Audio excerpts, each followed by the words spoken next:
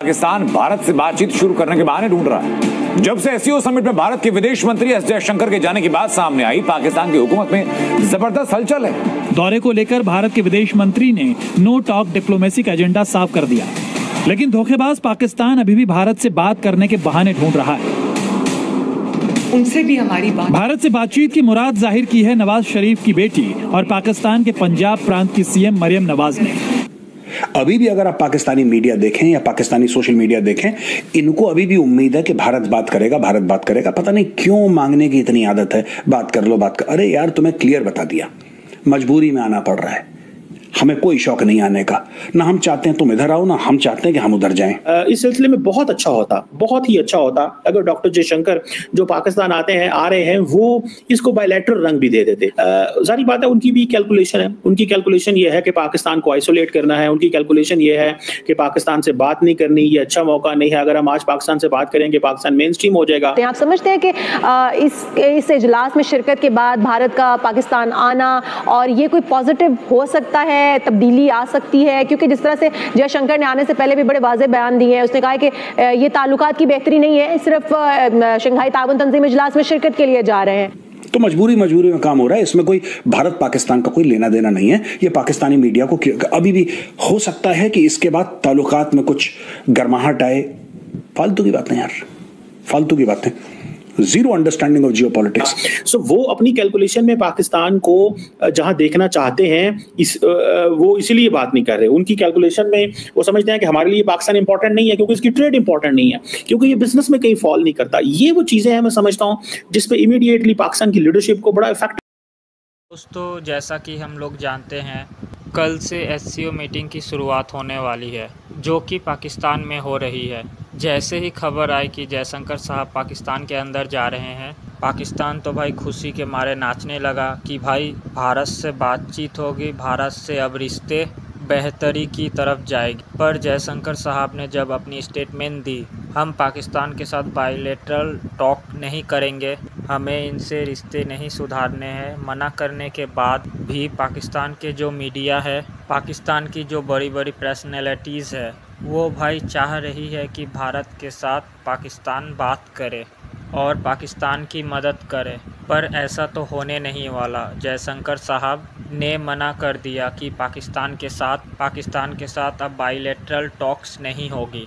हम एससीओ की समिट में जा रहे हैं, क्योंकि हम एससीओ के मेंबर हैं। उसके बाद भी पाकिस्तान बेकरार है भारत से बात करने के लिए, भारत से बात करने की भीख मांग रहा है, क्योंकि उसे अब भारत की ज़रूरत है। वो देख रहा है कि भारत किस मुकाम पे पहुंच चुका। इस सिलसिले में बहुत अच्छा होता, बहुत ही अच्छा होता अगर डॉक्टर जयशंकर जो पाकिस्तान आ रहे हैं वो इसको बायलैटरल रंग भी दे देते। मैं ज़ाती तौर पर समझता हूँ डॉक्टर जयशंकर ने इस मौके को मिस किया।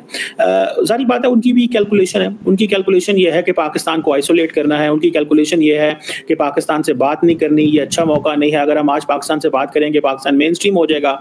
सो वो अपनी कैलकुलेशन में पाकिस्तान को जहां देखना चाहते हैं वो इसीलिए बात नहीं कर रहे। उनकी कैलकुलेशन में वो समझते हैं कि हमारे लिए पाकिस्तान इंपॉर्टेंट नहीं है, क्योंकि इसकी ट्रेड इंपॉर्टेंट नहीं है, क्योंकि ये बिजनेस में कहीं फॉल नहीं करता। ये वो चीजें हैं, मैं समझता हूँ, जिसपे इमीडिएटली पाकिस्तान की लीडरशिप को बड़ा इफेक्टिव रोल प्ले करना चाहिए। देखिए, इंडिया जो है या दुनिया का कोई मुल्क भी है ना, वो सिर्फ और सिर्फ सीरियस प्लेयर को देखता है, ठीक है जी। और मैं ज़ाती तौर पे इस चीज़ को महसूस करता हूँ और मैं ज़ाती तौर पे इस चीज़ को समझता हूँ कि अगर वो सीरियस प्लेयर को देखते हैं तो ये एक इम्पॉर्टेंट चीज़ है, ठीक है। हम भी चाहते हैं कि हमें सीरियस ही देखा जाए और हम ये नहीं चाहते कि हमें नॉन सीरियस लिया जाए। पाकिस्तान डेफिनेटली चाहता है कि भारत हो या बाकी दुनिया के जो दूसरे ममालिक हों, वो हमें सीरियस लें, हमारे साथ बिजनेस करें, कारोबार करें, इंगेज करें। देखें, अगर भारत और चाइना के दरमियान $125 अरब की बायलैटरल ट्रेड हो सकती है, तो पाकिस्तान और चाइना के दरमियान क्यों नहीं हो सकती? सवाल है ना, क्यों नहीं हो सकती? ये जो चीज़ है, मैं समझता हूँ कि ये एक अहम चीज़ है। हमने शायद उस तरह अपनी ताकत या अपने आप को रेलिवेंट नहीं बनाया जिस तरह हमें बनाना चाहिए था। मेरा ख्याल है हम बहुत अच्छा कर सकते थे, बहुत ज़बरदस्त हम चीज़ें कर सकते थे लेकिन अनफॉर्चुनेटली हम फंस गए जियो स्ट्रेटेजिक कॉम्पिटिशन्स में फंस गए, हम फंस गए वॉर एंड टेरर में, हम फंस गए अपनी जंगों में। मेजर साहब, this is a unique opportunity. I said what is so unique about it? Pakistan Bharat को क्या दे सकता है? Let's be very Frank and honest about it. What the hell can Pakistan give anybody? Forget about India. India को 1 minute कोने में लगा है, पाकिस्तान दुनिया को क्या दे सकता है? पाकिस्तान के पास क्या है? आप कहते हैं पाकिस्तान से ट्रेड करो, ट्रेड में क्या देगा? है क्या उसके पास?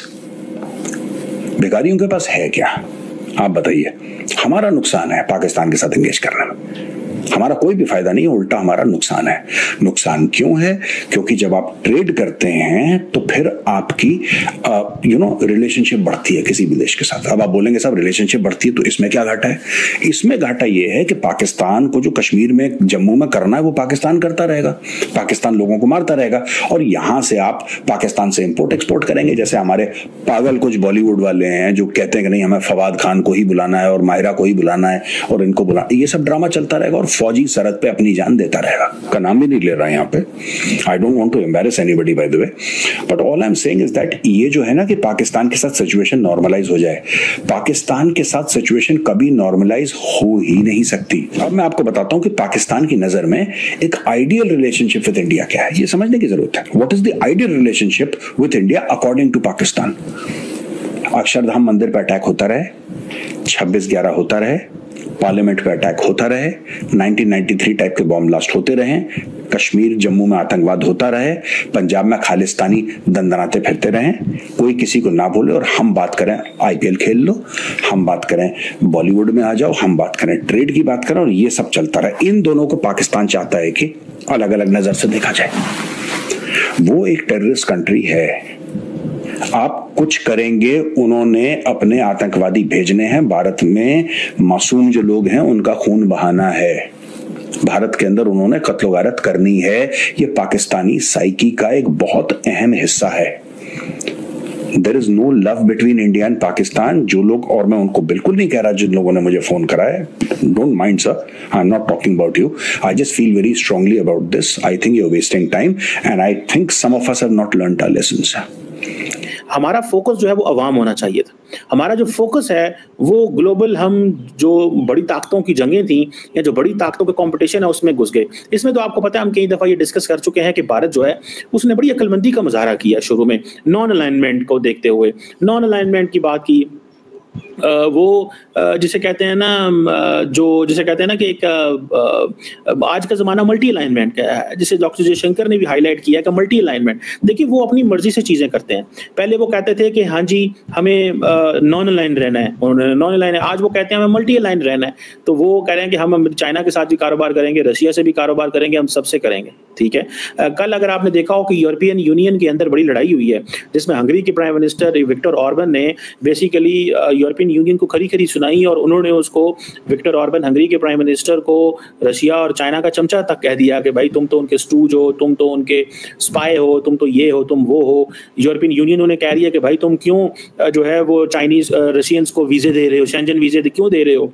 तो रशियन, वो आगे से हंगेरियन कह रहे हैं कि भाई तुम कितना तेल खरीद रहे हो। यही वो चीज़ है जो इंडियन फॉरेन मिनिस्टर ने ये बात कही है यूरोपियंस को कि आप कितना तेल खरीदते हैं, अब हमें बातें करते हैं। सो क्वेश्चन ये है कि ये मल्टी अलाइनमेंट का ज़माना है, हम क्या मल्टी अलाइनमेंट में कामयाब हो पाएंगे या नहीं हो पाएंगे, ये एक क्वेश्चन है। मेरा ख्याल है ये वक्त फैसला करेगा। अभी तक तो हम ठीक जा रहे हैं, ठीक इसलिए जा रहे हैं, देखिए हमें जो जिसे कहते हैं ना, हमें, हमारे लिए चाइनीज़ इंपॉर्टेंट है क्योंकि हमें असला देते हैं, वो हमें वो पैसे भी देते हैं, मनी एंड गन्स, दोनों हमारी चाइनीज पूरी करते हैं, हमारी और कोई पूरी नहीं करता। ग्लोबल फाइनेंशियल इंस्टीट्यूशंस हमें पैसा देते हैं, और वो भी जारी बात है, वो भी किस तरह देते हैं, वो कहते हैं चाइना। दोस्तों, भारत के एक्सटर्नल मिनिस्टर जयशंकर साहब पाकिस्तान तो जा रहे हैं, पर इसका मतलब ये नहीं है कि वहाँ पे भारत के साथ पाकिस्तान की बातचीत होगी। उन्होंने क्लियर कर दिया है कि किसी भी तरह की बायलैटरल टॉक्स नहीं होगी। यार, पहली बात तो ये है कि हम पाकिस्तान को मेनस्ट्रीम क्यों करें। पाकिस्तान भारत के अंदर दहशतगर्दी करवाता है, क्रॉस बॉर्डर टेररिज्म को सपोर्ट करता है, तो हम कैसे बातचीत कर सकते हैं ऐसी कंट्री के साथ जो हमारे कंट्री के साथ है जो हमें दुश्मन कंट्री मानता है, हमारे खिलाफ हमेशा खड़ा रहता है, तो हम ऐसी कंट्री को मेन स्ट्रीम नहीं कर सकते। भारत बिल्कुल चाहता है कि पाकिस्तान को आइसोलेट किया जाए। भारत समझता है कि ये सही मौका नहीं है पाकिस्तान से बात करने का। चाहे पाकिस्तान SCO की मीटिंग होस्ट कर रहा है, पर सारी नज़र दुनिया भर में जयशंकर साहब के ऊपर ही है, क्योंकि जिस कंट्री के फॉरेन मिनिस्टर इतने तगड़े हो, जो कंट्री इतनी ज़्यादा डेवलप्ड हो पूरे विश्व के अंदर, पर जिस तरीके से डेवलप्ड हो रही है, धीरे धीरे सुपर पावर बनती जा रही है भारत, चाइना को टक्कर दे रही है, अमेरिका के साथ है, रूस के साथ है, उस पे ही तो भाई सारी नज़र रहेगी। तो ये बहुत ही ज़्यादा देखा जा रहा है पूरे विश्व भर में। इस नज़रिए से भारत को पाकिस्तान भीख मांग रहा है